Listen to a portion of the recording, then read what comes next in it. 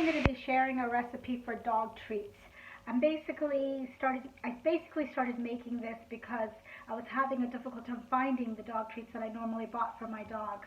I have two dogs. One is she's probably more like, they say she's a shepherd mix, and the other one is a golden retriever mixed with a Labrador retriever. And they're good dogs, but they don't necessarily come in when I call them, when they're in the backyard doing their business. So unfortunately, I have to offer them treats to get them to come in. And I don't want large treats because I'm doing this several times a day, and they recently just lost a lot of weight according to the recommendation from their vet. So I'd like to keep the treats down to a minimum, but unfortunately I do have to offer them to get them to come in. So I was looking for a recipe because, as I mentioned, every time I went to the store, the one that I used to buy was always out of stock. So I decided to look for some recipe, and there are tons of recipes out there, but I chose one that I felt was a pretty simple one to make. It sounded like something my dogs would like, and some of the ingredients are what I consider, well, actually all of the ingredients are what I consider healthy, and also it only had 3 ingredients, so that was right up my alley, that it didn't require too many ingredients, things that I had sitting around at home. So I'm going to show you the ingredients, and then we'll get started. If I didn't mention, that's 1 cup of oatmeal that I ground up. The next item is 1/4 cup of peanut butter, and then 1/3 cup of pumpkin. And I basically just use canned pumpkin, not the pumpkin pie mix, because that has a lot of ingredients in it. Outside of pumpkin, I just use straight pumpkin. Now there is a little bit of extra flour that I have separated because I ground up a little bit more than the 1 cup, because you can also use it to basically dust your work surface so that you can, because you are going to be rolling these out. So that's basically the ingredients. The only couple supplies that I use, I do use a pizza cutter.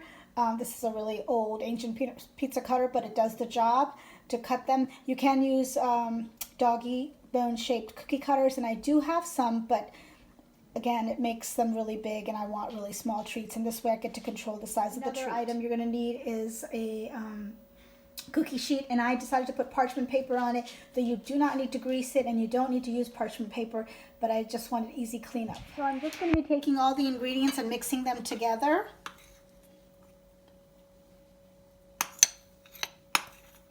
Let me get something better to get this out from. I don't want to waste any of the peanut butter, since this whole channel is about saving money.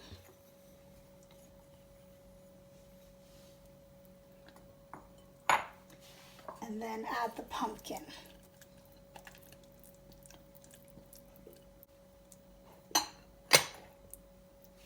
So just mix this all together until it comes together. It gets baked at 300 degrees for about 25 to 30 minutes until they're pretty dry. I keep them in a Ziploc bag because that seems to, I mean, I don't know if there's any danger of them actually going bad. I feel like they're pretty well cooked and should stay good for at least a week or 2. At my house, they only last about a week, but that's pretty much it.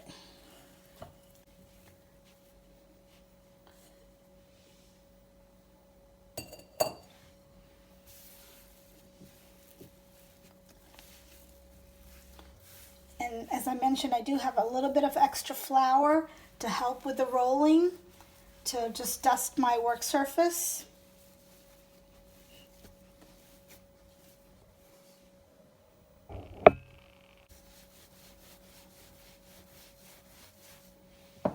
I roll it out till where I feel like it's about 1/4 of an inch thick, and then I start cutting it and laying it on my cookie sheet and getting it in the oven as soon as the oven heats up.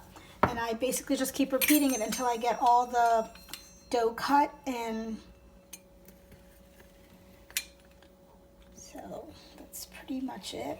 Okay, so I've gotten all of the treats done, and I've rolled everything out, cut them.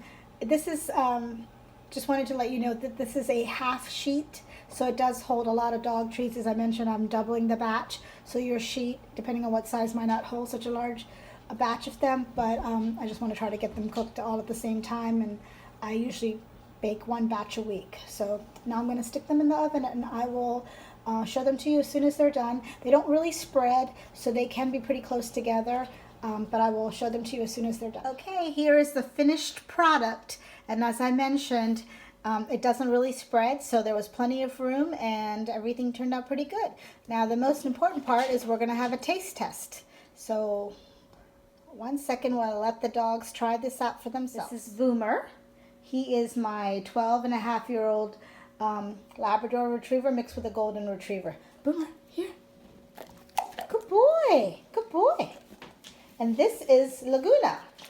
She is a Shepherd mix. She was a rescue, so I'm not really sure what she is exactly. But she is 2 years old. I think these treats are a winner. So everybody liked them.